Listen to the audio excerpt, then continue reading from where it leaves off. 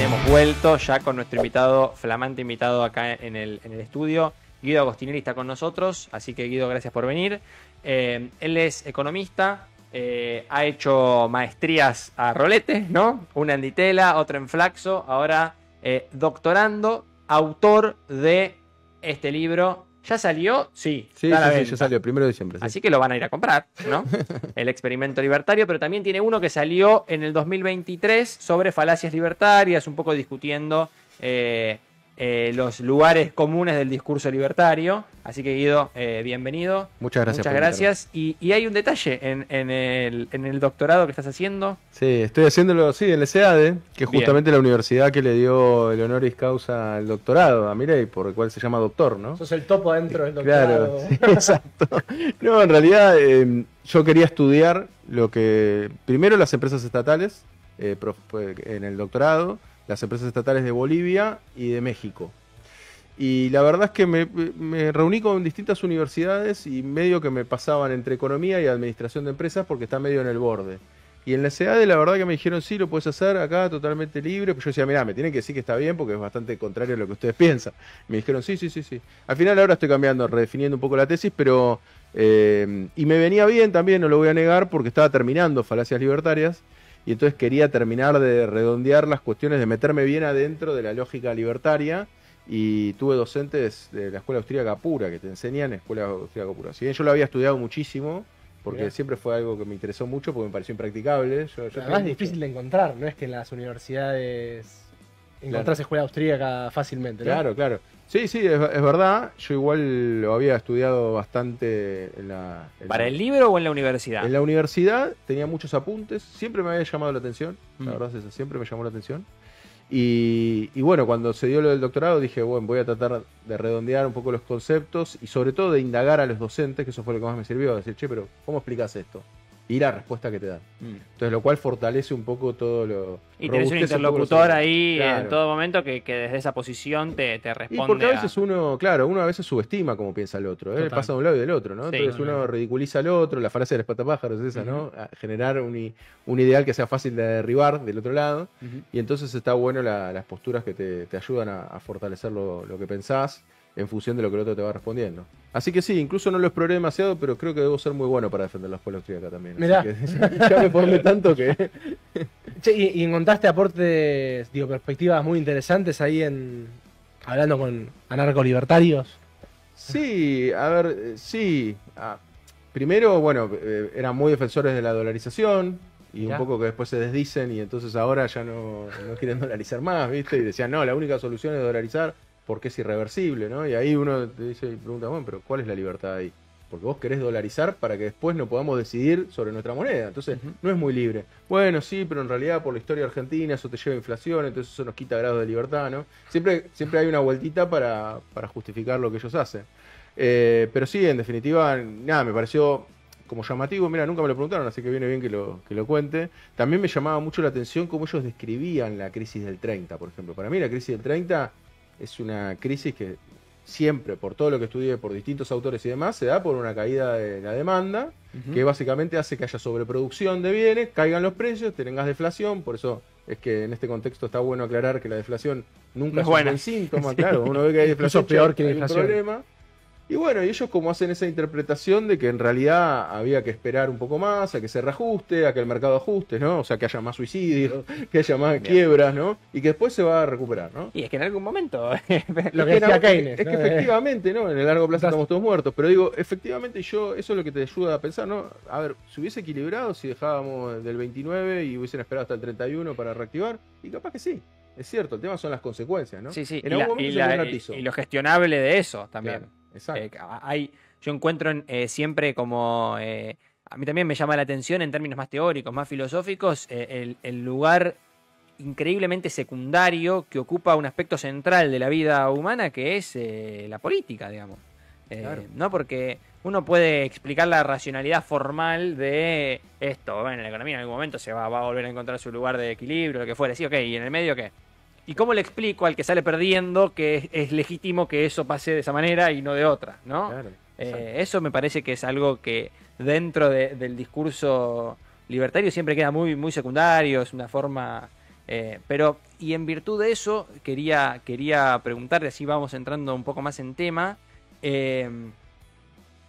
¿cómo encontrás que convive esa solidez, digamos, no sé si pensás que es una escuela sólida, pero esa solidez teórica a la que Milei quizá adhiere, con la praxis de la realidad, digamos, del día a día de una persona que está a cargo del Estado?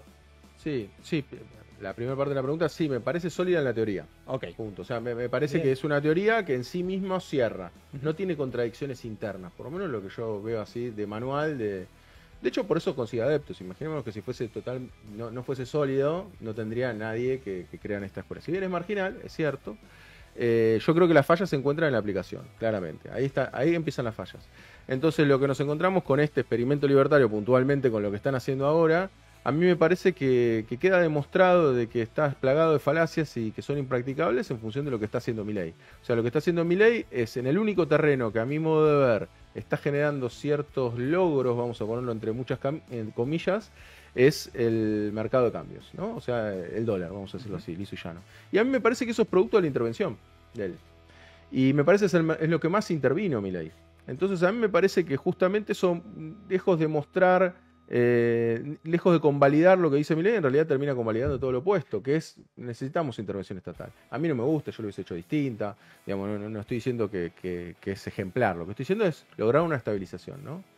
También a raíz de esa estabilización cambiaria logran una tendencia a la caída de los precios, de la inflación, mejor dicho, o sea, una tendencia a la caída de la inflación, que bueno, que también está atada con alambres, que eso también hay que decirlo, que está muy endeble, que digamos las bases por las cuales uno puede decir esto es una política cambiaria firme, no están dadas. ¿Por qué? Porque bueno, lo que hace es generar esos dólares, primero con un BOPREAL, que a veces uno ya quedó olvidado en el tiempo, pero justamente que fue el bono en el cual los importadores tenían que pagar sus importaciones y le dijeron, che, vos no pagás más nada, no tengo dólares, te doy un título y lo pagás en 1, 2 o 3 años. Sí. Eso fue fundamental y es algo que se dice muy poco, porque en realidad todos los gobiernos cuando heredan importaciones impagas tienen entre 6.000 y 7.000, el otro día se estaba repasando las cifras, entre 6.000 y 7.000 millones de dólares que heredás del gobierno anterior que hay que pagar de importaciones. Esto era un poquito más, más, lógico. Era como 25. Esto era bastante más, claro, lo reconocido dio 20 y pico, Milei dice 40 porque la contaminación dice 40. Exagerar, el ponderado de Milei. Milei. Después ellos hicieron como un relevo y dio 20 y pico, casi 30. Porque tenías Daba que más, anotar o sea que real, ¿no? la herencia era mucho mayor, es cierto. ¿Por qué? Porque no se autorizaban los pagos de importación en el último momento. Eso es totalmente cierto. Ahora, fíjate, él no es que dijo, te doy un BOPREAL por el excedente de lo que normalmente se heredan de importaciones, sino que lo llevó a cero. Todas las importaciones que estaban impagas, te doy el bonito. Claro. ¿Eso qué lleva? Bueno, arrancaste ya un poquito mejor. O sea, tenés el beneficio de las exportaciones que te liquidan y las importaciones, hasta que peguen la vuelta, tuviste 1 mes, 2 meses que no tuviste que pagar importaciones. Entonces eso me parece que le dio un impulso, que está bien. Yo en ese caso sí coincido, en ese caso hubiese hecho algo parecido, pues si no tenés reservas, ¿qué hubieses hecho? Total. Pero me parece que fue eso, lisa y llanamente una intervención. O sea, cualquier otro liberal te hubiese dicho, bueno, ok, que el tipo de cambio regule, entonces me demandan menos dólares porque el tipo de cambio se va a las nubes. Milei supo ver que ahí no se podía disparar el dólar, que no había mucho margen para eso. ¿Por qué decís que no es sostenible?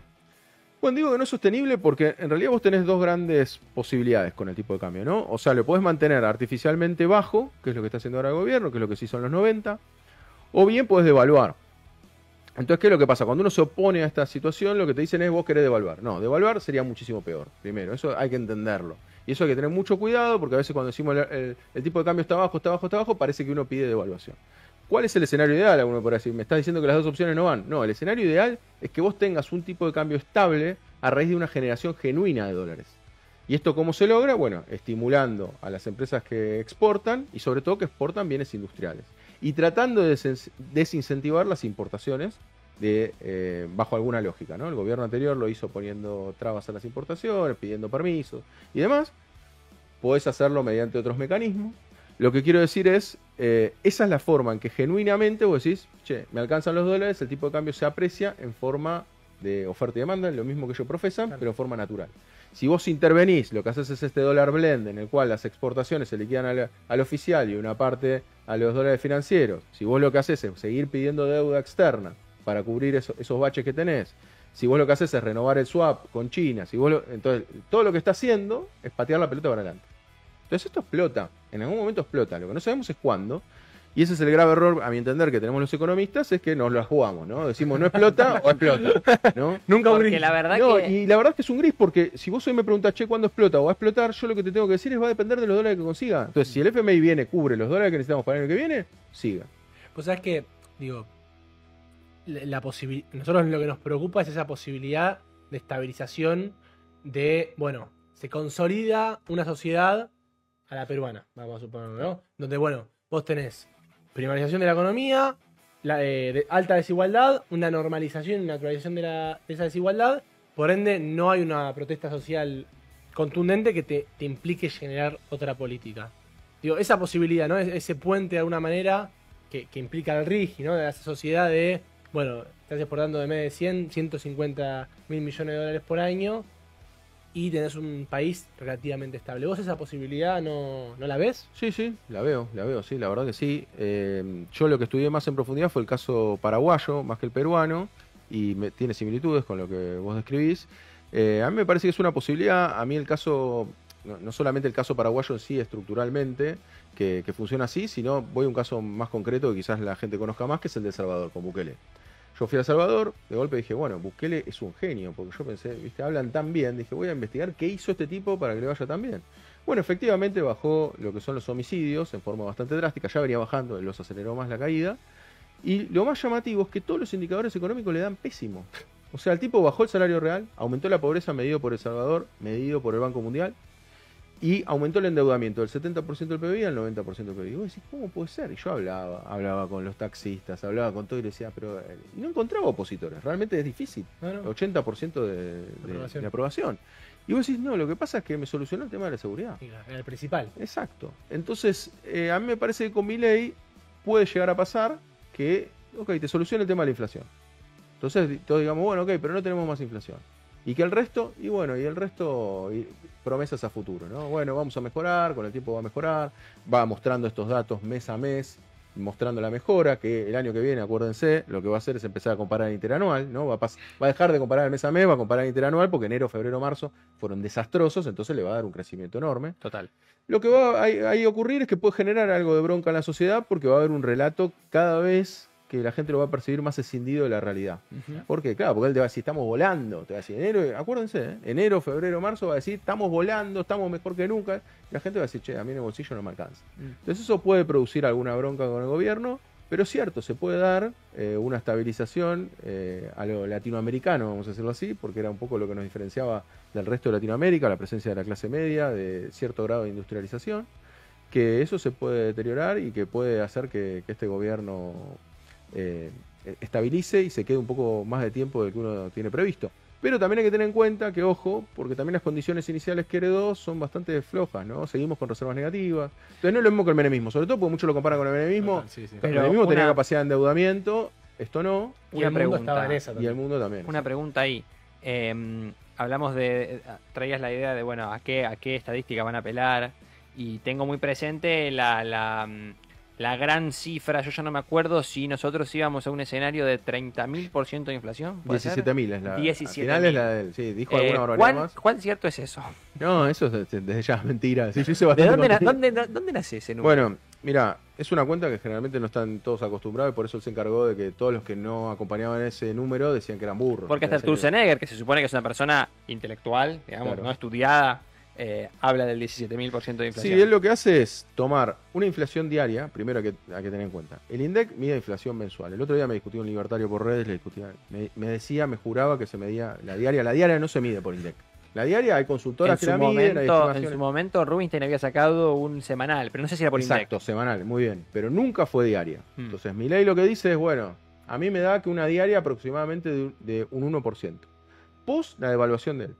Okay. Él evalúa, le da esa primera semana un 1% diario, en teoría. Y en ese 1%, si vos lo elevás a la 365, o sea, cada día le vas sumando el 1% más el 1,01, o sea, ya agregado el 1%. Interés compuesto. Así, interés compuesto, correcto, lo llevas a los 365 días del año, te da algo así como 17.000% anual. Entonces eso es lo que él está diciendo. O sea, es no entender que la devaluación tiene un impacto en los precios, que eso es lógico, le pasó a todos los gobiernos, no es porque sea Milei. De hecho, él lo entiende después. Fíjate que se contradice con él mismo, porque él ahora cuando nos quiere vender la inflación le resta la devaluación. No sé si vieron que Sí. ahora está diciendo 2,4% de inflación. Pero en realidad, el 2%. Si le sacás el crawling peg y no sé exacto, qué, es el 2%. sí. Y el 0,5% le agrega de inflación internacional. Entonces dice que estamos en un escenario, en el escenario De prácticamente de deflación. deflación. Sí. Claro, le dijo eso. Me dijo encanta. eso, dijo Sí, eso. sí. Entonces lo que quiero decir es, terminás asumiendo. Entonces yo hice un video en redes que funcionó bastante bien con respecto a eso, porque dije, bueno, entonces en diciembre cuando él asumió tuvimos hiperdeflación.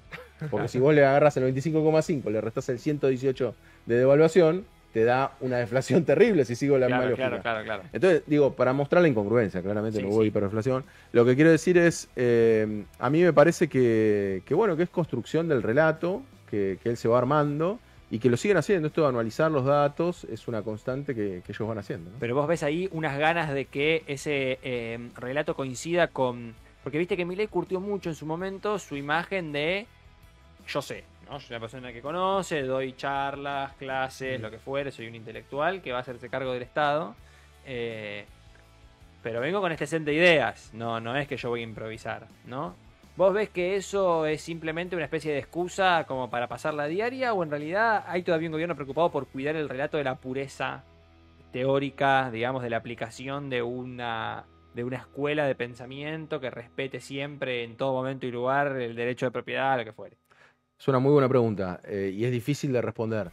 A ver, a mí lo que me parece es que Milei en el hacia afuera le sirve mucho el marketing de ser el libertario. Él así se presenta ante el mundo y quiere ser el libertario y yo pienso que él va a morir con las botas puestas de decir yo soy libertario. No lo va a modificar. Si bien a lo largo de su historia, contado por él mismo, ha modificado varias veces su pensamiento.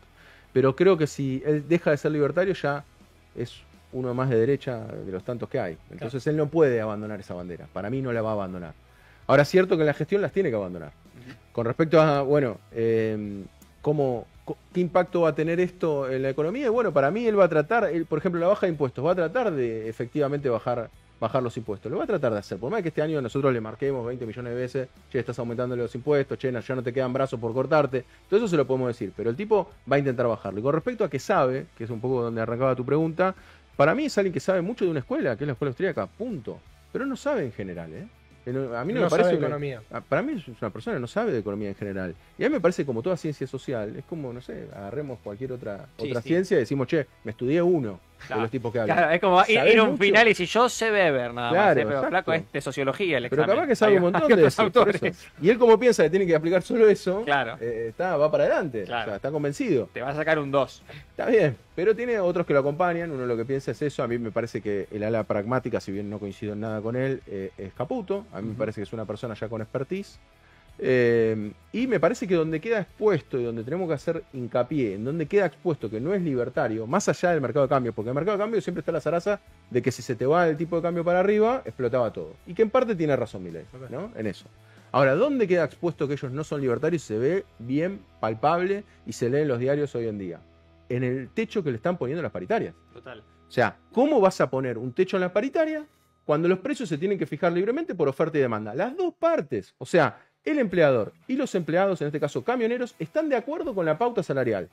Y el gobierno no lo homologa, o sea, no lo convalida, para que lo entendamos todos. No lo convalida. Entonces, ¿cómo no vas a convalidar que los dos están de acuerdo? Entonces, ahí me parece que está el pragmatismo de decir, bueno, entonces quiero que haya un sector que gane, que pueda fijar los precios libremente, y hay un sector que no, que es el precio de los salarios. O sea, lo que pasa es que un privado se pone de acuerdo con un trabajador de, bueno, te voy a aumentar, no sé, 20%. Y llega el Estado, interviene y dice, no, en vez de 20 vas a cobrar 10%. Correcto. Y está pasando en muchos rubros. En prensa pasa lo mismo. O sea, ¿qué es lo que pasa? Entonces, ¿qué es lo que la empresa, obviamente, que ya había acordado un valor, dice, no, hasta que no esté homologado yo no te lo puedo pagar? Claro. Porque, de hecho, si hubiese buena voluntad también de las empresas, podrían pagarlo, porque nadie te prohíbe aumentar el salario. El punto es que como no está homologado es simplemente que dé el ok el Ministerio de Trabajo. O sea, no. Entonces, ¿qué es lo que pasa? Ahí Caputo lo ha dicho en una entrevista, después se había desdicho, ahora lo vuelve a decir, es, bueno, no, pero no pueden aumentar a un ritmo que vaya por encima de la inflación. O sea que la inflación no siempre es un fenómeno monetario. No siempre es un fenómeno Hay monetario. puja distributiva. Exacto. Hay puja distributiva, que es la otra gran teoría de la explicación de la inflación, que lo exploramos también en el libro, exploramos un poco todas las teorías acerca de qué explican la inflación.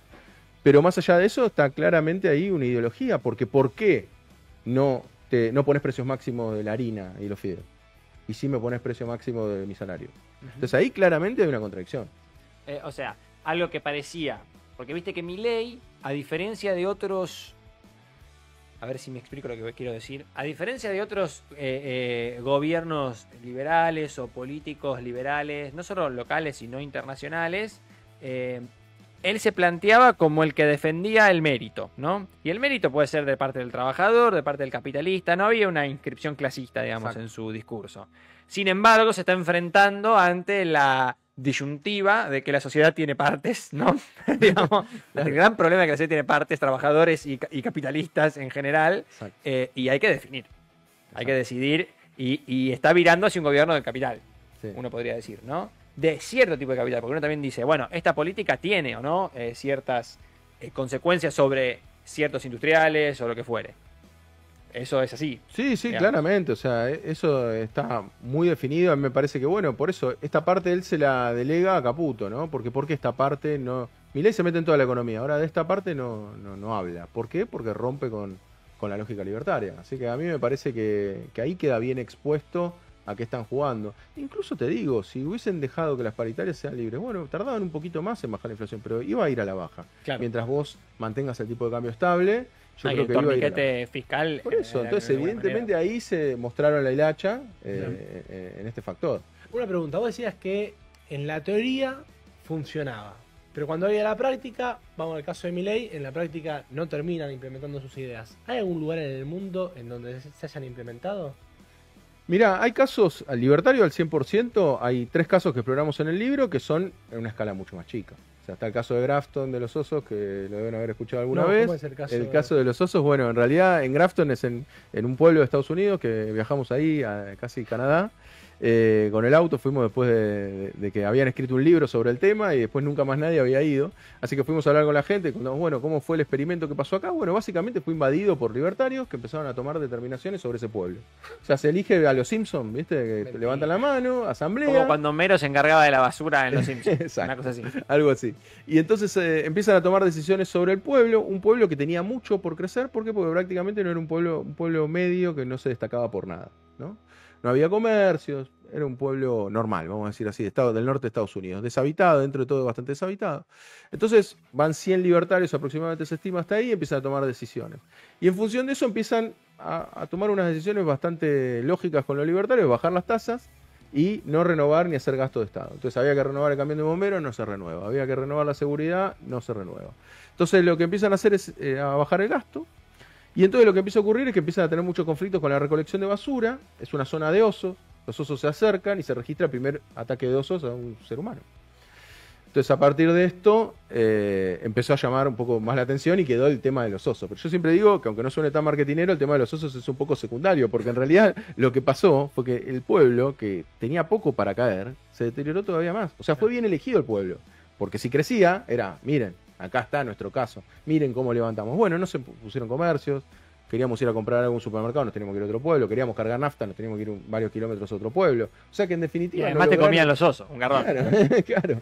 O sea, realmente no obtuvieron nada particular y la gente que estaba ahí, que nosotros entrevistamos justo a una señora muy amable que era republicana, ¿viste? O sea, nada que ver, no era socialista ni nada por el estilo, y decía, mirá, la verdad que esto se deterioró porque vinieron los libertarios acá, son gente que no sociabiliza, que están armados, entonces, tipo, por favor... ¿Le encantan dijo, los osos? Claro, dice, no... Dice, Están mirá, armados, se le le erran escapó a los una... osos. Aparte, imagínate, gente medio rural, entonces se le escapaban los animalitos al patio del vecino al lado, y dice, cuando fui a buscar un animalito una vez, tenía un tipo apuntándome con un arma. Claro. Y dice, pará, tipo, imagínense esto en un pueblo del interior Sí, de Estados sí, Unidos, sí, ¿no? sí.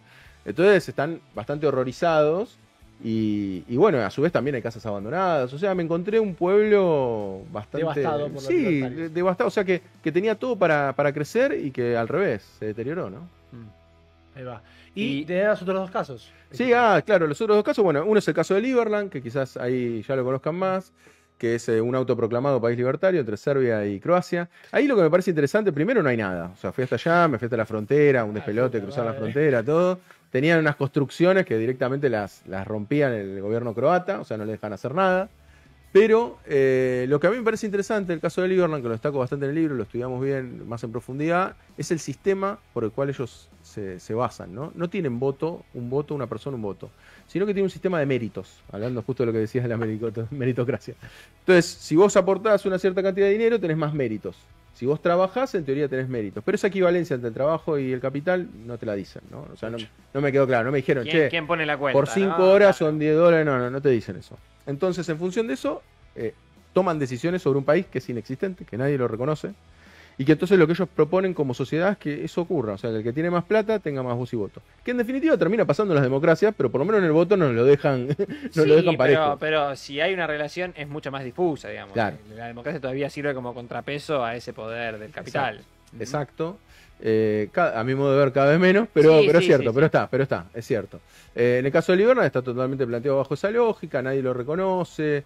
Hablé con el que se autoproclama presidente de Lieberland. ¿Se autoprograma? Claro, no, él es un empresario de República Checa que directamente vio, esto se genera por lo que se llama en geografía terra nullius. ¿Qué quiere decir? Quiere decir cuando hay una porción de tierra que no la reclama nadie, porque si vos la asumís como propia, estás diciendo que el otro hizo bien los límites, y entonces perdés más tierra.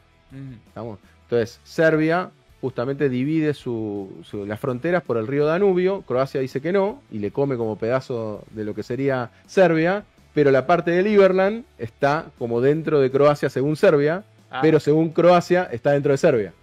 Entonces, ¿cuál es el problema? Si yo asumo que Lieberland es mío, o si Lieberland no, se llama Siga, en realidad estrictamente la zona, entonces estoy asumiendo que el otro hizo bien los límites, entonces pierdo más territorio. Son casos muy puntuales que ocurren, y de hecho ahí plantaron bandera y dije, este es mi país.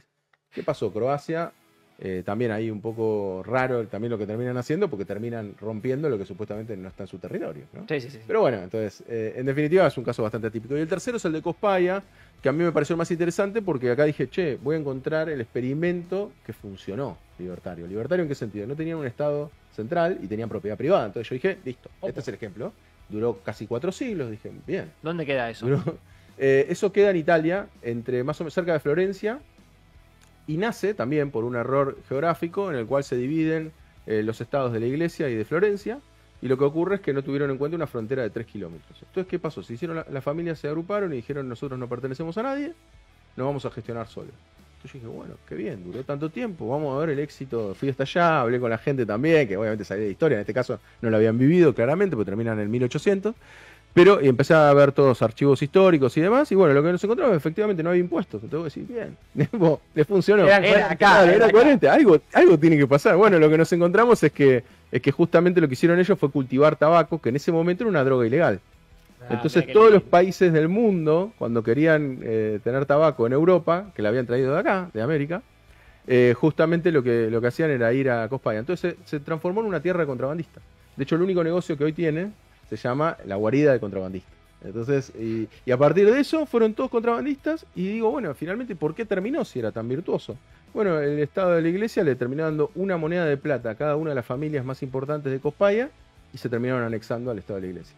O sea que, evidentemente, tan virtuoso no era. Y además existían por la prohibición, digamos, de los demás estados. Existían por la prohibición que usaban los servicios, como pasaba en Grafton, que les acabo de contar, de los vecinos. Claro. Porque médico, yo decía, no había salud pública, y no íbamos al médico del otro estado. Claro. Y escuela, bueno, no iban a la escuela en 1800, me decían. Bueno, listo, está bien. Entonces, no terminaban requiriendo nada particular. Pero este caso, a mí me lo hicieron ver los libertarios norteamericanos. Me fui a una convención que hacen ellos por mes. Estás obsesionado. O sea, pero te encanta. No, me parece interesante porque realmente veo una convicción tan grande en ellos, ¿viste? Sí. Y los veo y digo, no se dan cuenta que esto no funciona.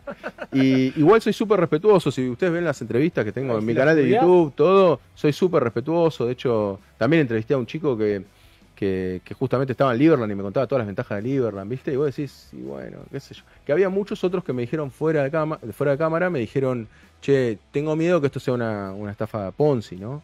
Porque, y claro, lógico, porque si son los millonarios que te hacen laburar, después de golpe laburás, no vale nada lo que hiciste, y me lo dijeron fuera de cámara. Pero había otros súper convencidos, obviamente me dan ganas de decirle, evaluá lo otro, pero la verdad es que loco. Te van a cagar, date cuenta. Man. No, y es difícil, pero la verdad es que es gente que yo a veces pienso que con buenas intenciones, pero que está mal direccionada. De hecho, la dedicatoria del libro apunta un poco a eso. Yo siempre tengo un poco la esperanza de que algunos que apoyan este proceso libertario se den cuenta que no funciona, ¿no?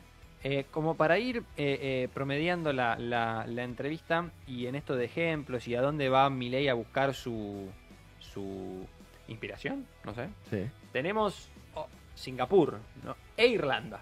No sé, elegir qué quieras. Para hablar qué pasa ahí y digo, cuán paradójico, si elegís el ejemplo de Singapur, cuán paradójico es el hecho de que elija un país difícilmente catalogable como, no sé, liberal, digamos, o libertario seguro que no, pero ni siquiera liberal, ¿no? ¿Qué pasa con eso? Sí, primero hay que entender por qué elige esos dos casos. Él se basa en el índice de libertad económica. Yo hace poco escribí en una revista académica donde son varias páginas en la cual desarmo todo el índice porque es un desastre. Pero es un desastre ¿por qué? Porque primero usa indicadores de percepción, ¿no? Que en realidad te sirve, en la ciencia generalmente te sirve la percepción para tratar como de indagar o explorar qué es lo que está pasando, pero es raro que en un índice vos pongas la percepción ahí adentro, Y ¿no? no es un valor objetivo. Claro, exacto. ¿Y la percepción de qué es? De la justicia y de la corrupción, por ejemplo. Son dos de los indicadores. Hay muchísimos más, ¿eh?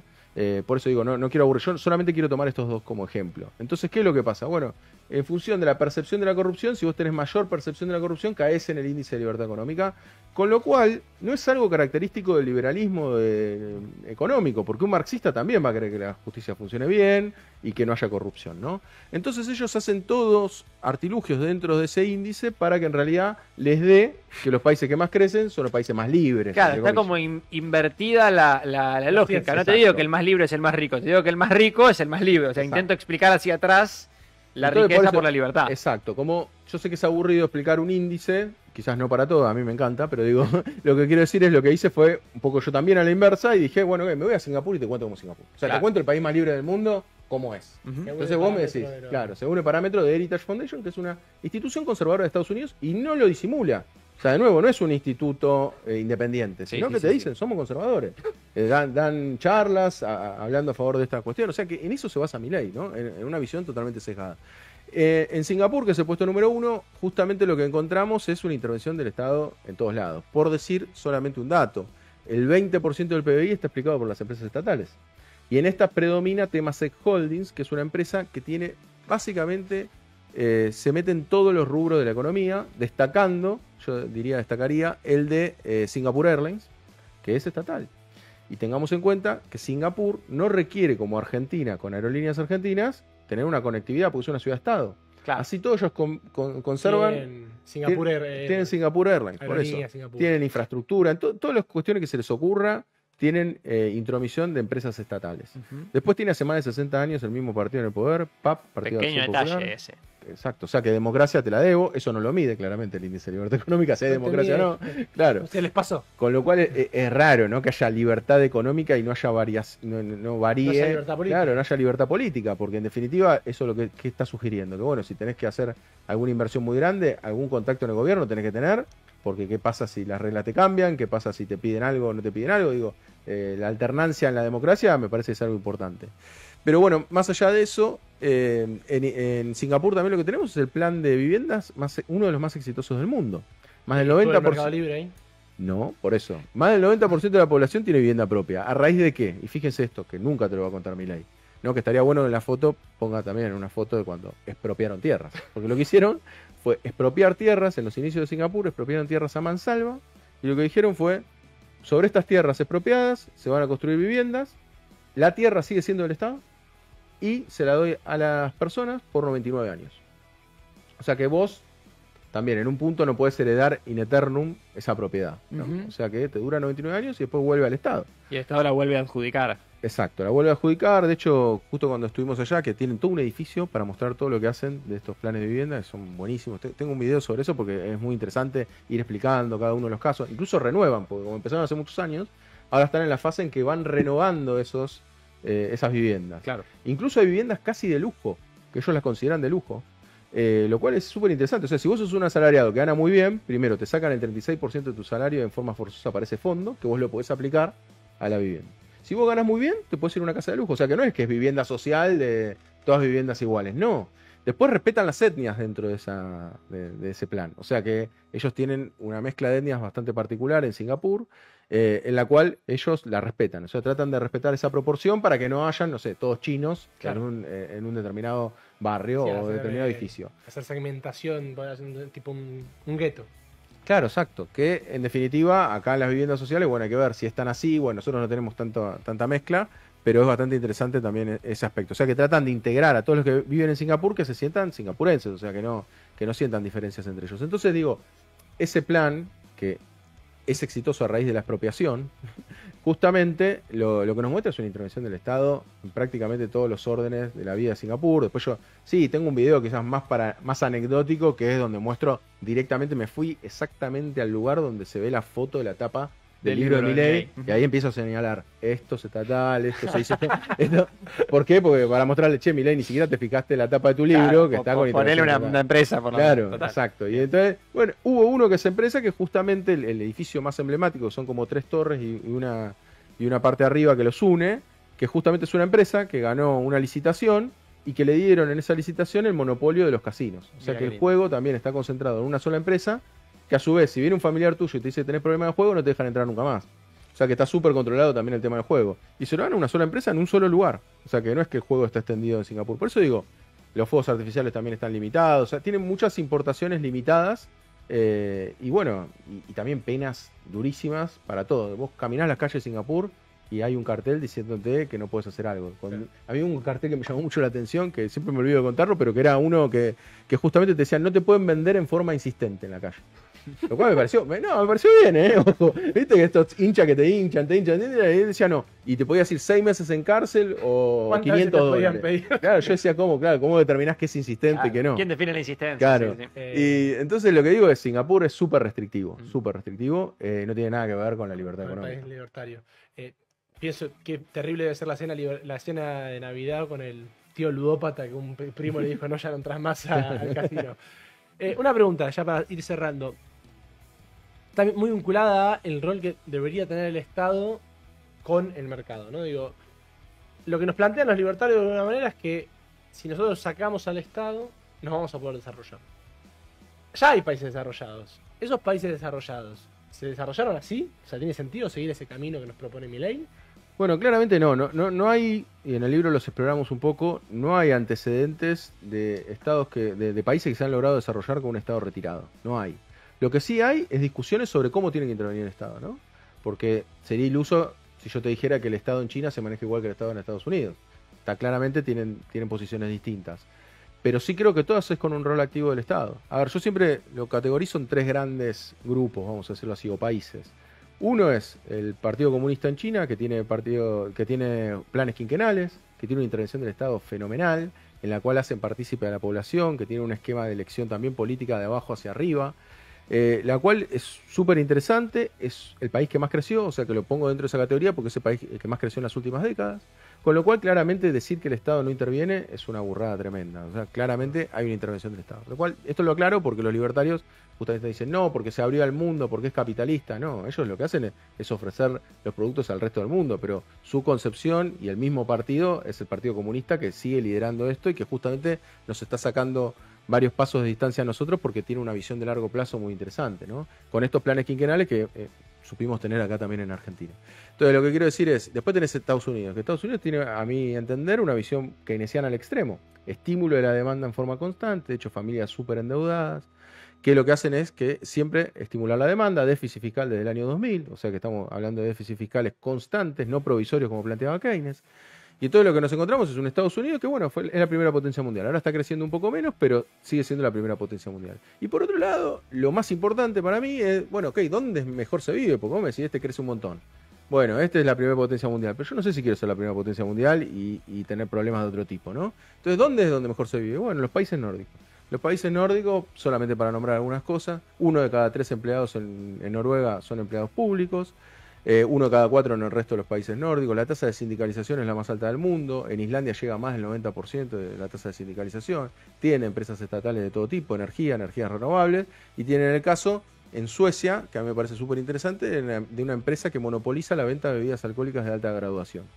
Con lo cual, desincentivan el consumo de las bebidas alcohólicas de alta graduación. O sea que me parece que si bien yo no estoy planteando que tenemos que seguir el modelo nórdico, porque hay unas diferencias culturales y idiosincrasias muy importantes. Y de momentos, ¿no? También, de momentos en el que llegás. Sí, de recursos también que ellos tienen, ¿no? La explotación que ellos tienen del petróleo también los hace poder hacer estas cuestiones. Lo que pasa es que ahí hay una parte del relato libertario que es totalmente falsa, que ellos dicen que en realidad ellos crecen con menor presión tributaria y que ahora aumentan la presión tributaria. Eso es mentira.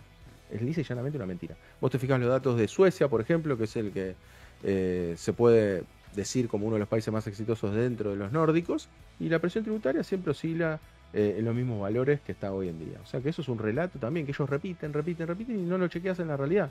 Me fui hasta los años 50, de hecho las empresas estatales arrancan en los años 50. O sea que es cuando supuestamente, según ellos, eran liberales y crecieron, pues ese es el relato de ellos, ¿no? No, los países que distribuyen en realidad en algún momento fueron liberales, crecieron y entonces ahora reparten los frutos de ese crecimiento. Eso es mentira, pero es lisa y llanamente mentira. Entonces, los datos lo afirman. Entonces, me parece que lo que hay que discutir es cómo tiene que funcionar el rol del Estado. De hecho, mi idea de un tercer libro es en función de eso, o sea, empezar a explorar los modelos y ver qué es lo que podemos tomar de esos modelos, si bien hay diferencias sustanciales entre Argentina y esos países, qué se puede tomar, ¿no? Y un mundo que cambió también, ¿no? Digo, por ahí pensar en volver al estado de bienestar que funcionaba en los 50 Sí. y hoy con un capitalismo tan concentrado en tan pocas manos, por ahí es un poco más complicado. Como estás ahí en una encrucijada, que es un debate, me parece, de todo el campo del mundo, Sí. que estamos del otro lado de mi ley, no terminamos de resolver bien. Bueno, el mercado laboral, ¿no? ¿Cómo haces con quienes trabajan acá en Argentina y trabajan para una empresa europea o norteamericana? ¿Cómo haces? ¿Qué haces? Bueno, no, pero en realidad tenés que darle beneficios sociales, pero en realidad no los quieren, ¿no? Hay todo un tema que me parece que queda por resolver, que sí, que en la Argentina la expresión de eso fue el peronismo y lo que hay que ver es cómo el peronismo también se ayorna a estas cuestiones, ¿no? Después de todo, el programador que está ganando $5.000 hoy exportado al exterior, también es un trabajador. Claro, y cómo le decís, no, mirá, en realidad lo que vos necesitas es aportar cargos sociales para tu jubilación, y te dice, no, mirá, es una jubilación que me importa, déjamelo a mí. ¿No? Es complejo, es un tema complejo. ¿Eh? No, y además cuando ves, decís, che, la jubilación que tienen hoy los Claro. viejos. Y, che, yo voy a tener una jubilación de mierda, entonces. Claro. O sea, como, estamos en un momento difícil. Pero bueno, bienvenido sea seguir explorando y viendo los debates. Muchas gracias No, gracias a por venir. ustedes. Gracias por el libro. No lo leímos, pero está muy bueno. Cómprenlo, cómprenlo. Lo vamos a leer y lo vamos a deglutir en un próximo programa. Deglutir, qué fea palabra. A hablar de esto en el próximo A desglosar. programa. Desglosar, no deglutir. Ahí va, experimento experimental. Ernesto Tenenbaum y Siete Casas lo recomiendan. Así que nosotros. 7 casas tiene. 7 casas, boludo. Boludo, el fin de año me tiene. Guido, muchas gracias. No, Nos gracias a vemos. ustedes. Adiós. Esto fue Pasado y Presente.